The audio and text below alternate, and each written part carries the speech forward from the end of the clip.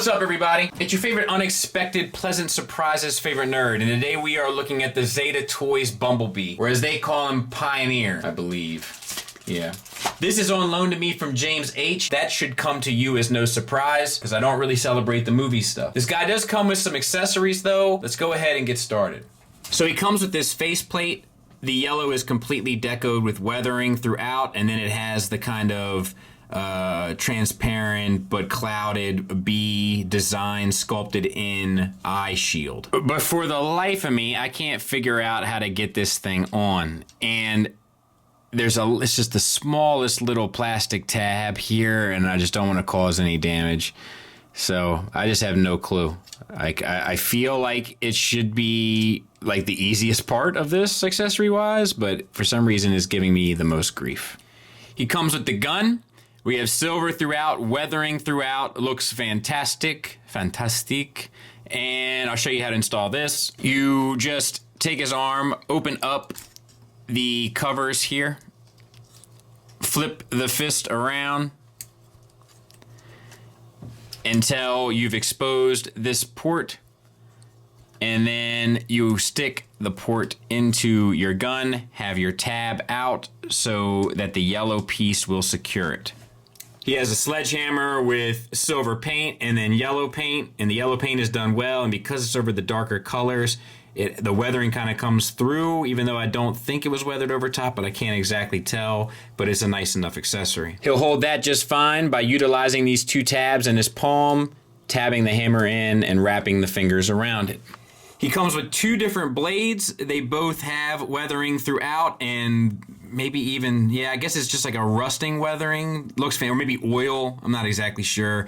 This one's serrated, but they're definitely both different styles. Completely painted. They both attach the same way by pretty much utilizing the same forearm flap that the gun did, and then pegging in to the inside of it and closing. It feels like a softer plastic as well, which is giving me a little bit of grief, but let's see if we can't get it right. So that's a little bit of a problem, but not a big deal. Gimmicks wise, it has light up features throughout. Light up features in the eyes, that's controlled with a button on the back of the head. I don't have the batteries, so in the chest, these pieces I think illuminate here. Like almost everything lights up on this guy, even the weapon. You can also take apart the gun and install batteries into this piece as well.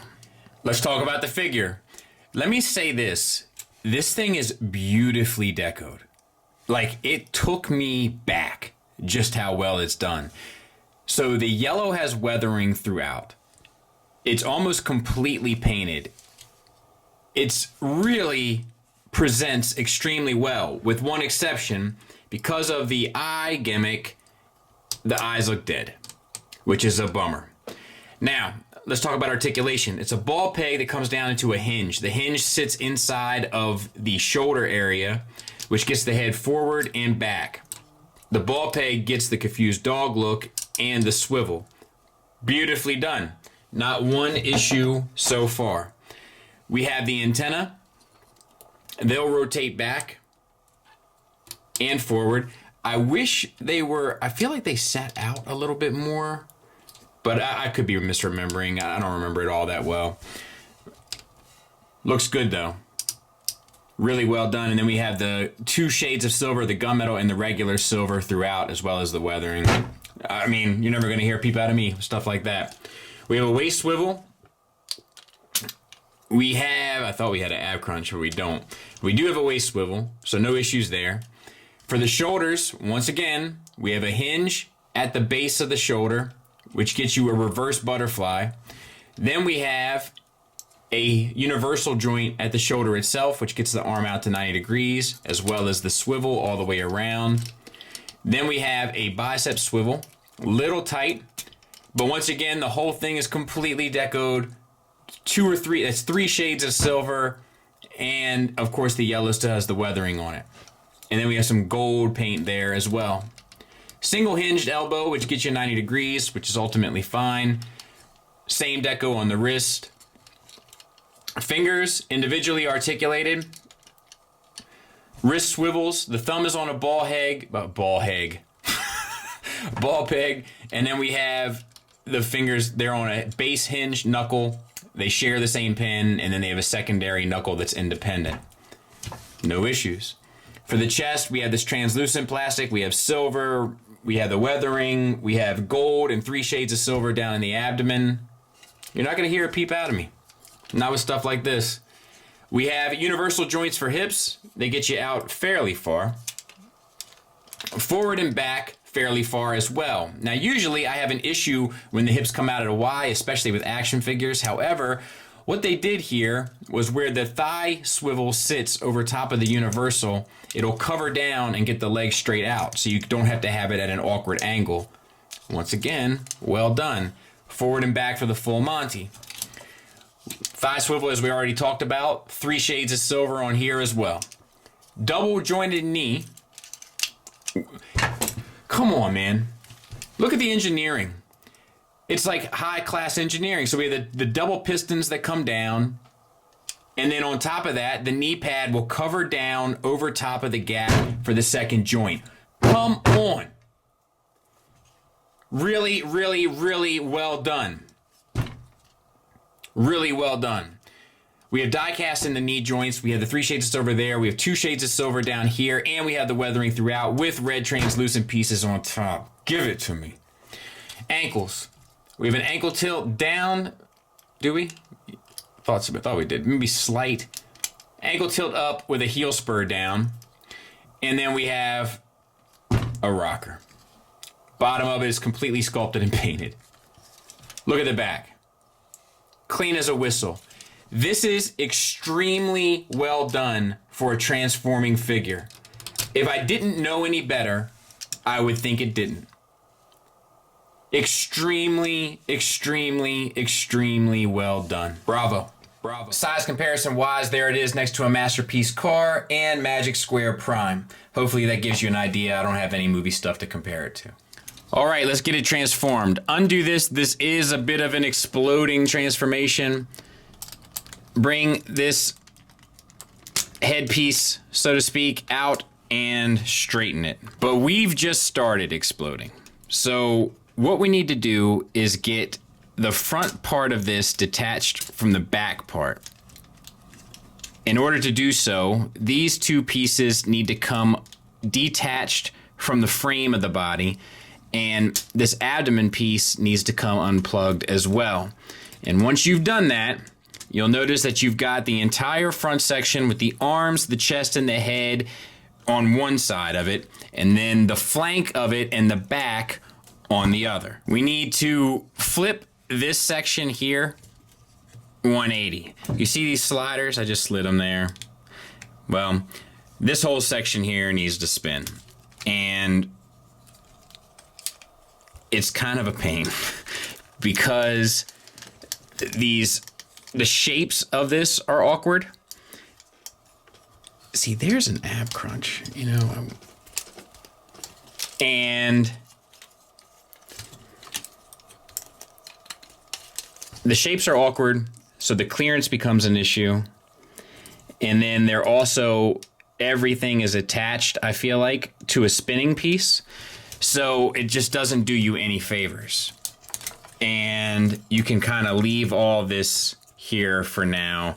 Just try to get it out of your way the best as possible as you continue to manipulate the rest. So all we did was we took this metal bar here and we spun it 180. Now we need to move all of this stuff around. So we're gonna bring down the abdomen. That will allow us to kind of get the front bumper out and maneuver this in a way where the lines line up. You know what I mean? It's not rocket science here, but it's just a matter of making sure all your flips are flapped. Then maneuver the head down and around so that it sits right underneath the hood. And the front of this should sort of start to take shape. Now, we got to get these shoulder joints towards the back or underside and back of the vehicle. So make sure that you unplug them if they're plugged in, collapse them, and just move them underneath for now. Not that big of a deal. And you should have plenty of room. Then on the underside, we're gonna put the fist away in the same manner that we tucked them away to plug in the gun.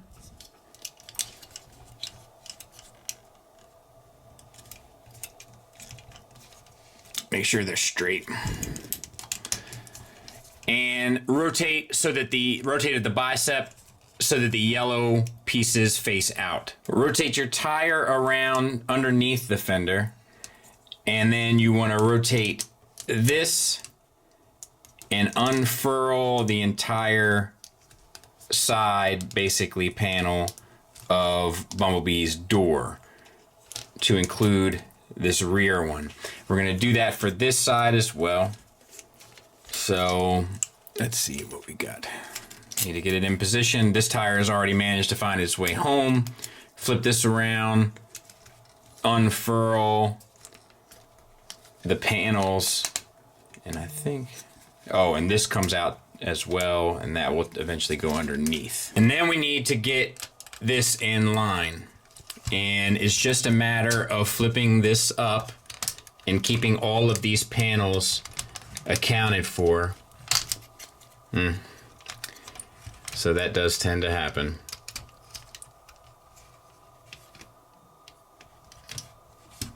And let's see.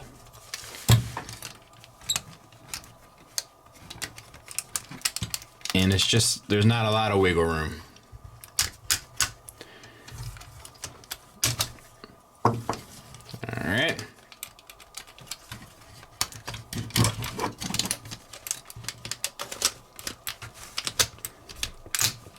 I'm right there. There it is. You see that? Let's get the other side.